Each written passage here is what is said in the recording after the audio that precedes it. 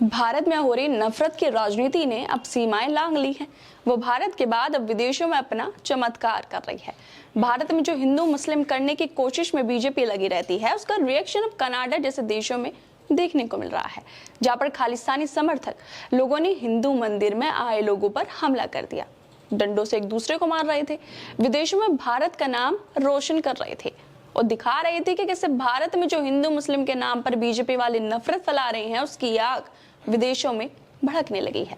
लेकिन इन सब के बीच सबसे बड़ी खबर यह है कि कनाडा के जिस हिंदू सभा मंदिर में खालिस्तानी समर्थकों ने लोगों पर हमला किया था, अब इस हिंदू सभा मंदिर ने बड़ी कार्रवाई कर दी है।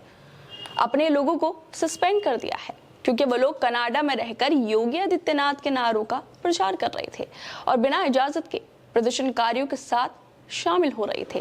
दरअसल मुसलमानों के खिलाफ जो हिंसा और नफरत फैलाने का काम भारत में हो रहा है, उसकी आंच अब कनाडा भी पहुंच गई है। कनाडा के ब्रैम्पटन हिंदू मंदिर में आए लोगों पर खालिस्तानी समर्थकों ने हमला कर दिया था। हमलावरों के हाथों में खालिस्तानी झंडे थे। उन्होंने मंदिर में मौजूद लोगों पर लाठी डंडे बरसाए, जिसकी वीडियो भी सोशल मीडिया पर वायरल हो गई थी।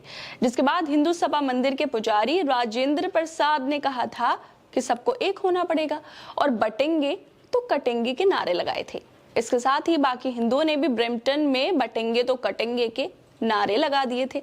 लेकिन अब इस मामले में एक बड़ा मोड़ सामने आया है, क्योंकि हिंदू सभा ने अपने पुजारी राजेंद्र प्रसाद को सस्पेंड कर दिया है। हिंदू सभा के अध्यक्ष मधुसूदन लामा ने इस बारे में आदेश जारी किया है। हिंदू सभा की तरफ से एक लेटर जारी किया गया है, जिसमें लिखा गया है कि 3 नवंबर को हिंदू सभा परिसर में परमिशन के बिना प्रोटेस्ट किया गया था, जिसमें पुजारी राजेंद्र प्रसाद भी शामिल थे, इसलिए उन्हें सस्पेंड किया गया है। मतलब बिना इजाजत के मंदिर के पुजारी ने हिंदुओं को मंदिर परिसर में इकट्ठा किया था और फिर योगी आदित्यनाथ के नारे लगाए थे कि बटेंगे तो कटेंगे। लेकिन अब पुजारी पर ही कार्रवाई हो गई है और उन्हें मंदिर की तरफ से बाहर का रास्ता दिखा दिया गया है, जिसको लेकर लोग सोशल मीडिया पर भी राय दे रहे हैं। पत्रकार अविश तिवारी लिखते हैं कि कनाडा के हिंदू सभा में बटेंगे तो कटेंगे का नारा लगाने वाले मुख्य पुजारी राजेंद्र प्रसाद को निलंबित कर दिया गया है। हमारे तो यही नारा योगी आदित्यनाथ लगा रहे हैं, पूरे प्रदेश में पोस्टर भी लगा रहे हैं। इसके अलावा कुछ और लोगों ने लिखा है कि कनाडा के हिंदू सभा ने नारे लगाने वाले पुजारी को निलंबित कर दिया है।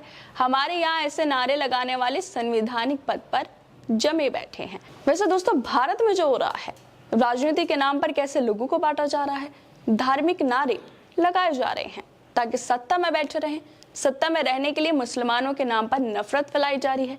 बीजेपी वाले हमेशा से भड़काऊ बयान देते रहते हैं, लेकिन अब भारत में बीजेपी की नफरत विदेशों में दिखाई देने लगी है। कनाडा की सड़कों पर भाजपा की नफरत की राजनीति का प्रदर्शन किया जा रहा है।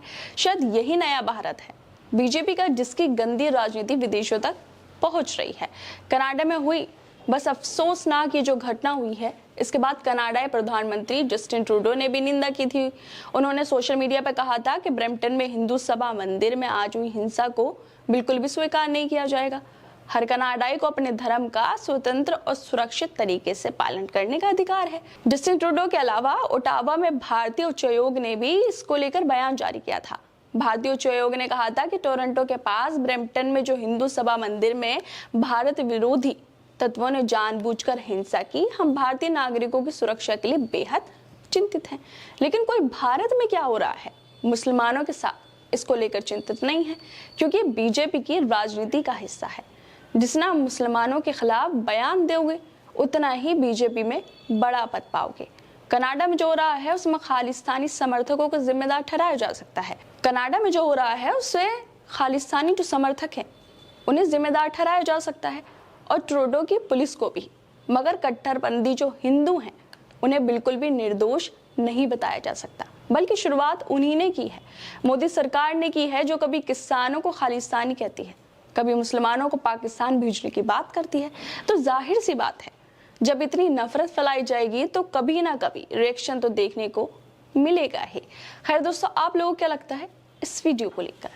हमें अपनी राय जरूर दें और बाकी तमाम खबरों को देखने के लिए जुड़े रहिए हमारे साथ।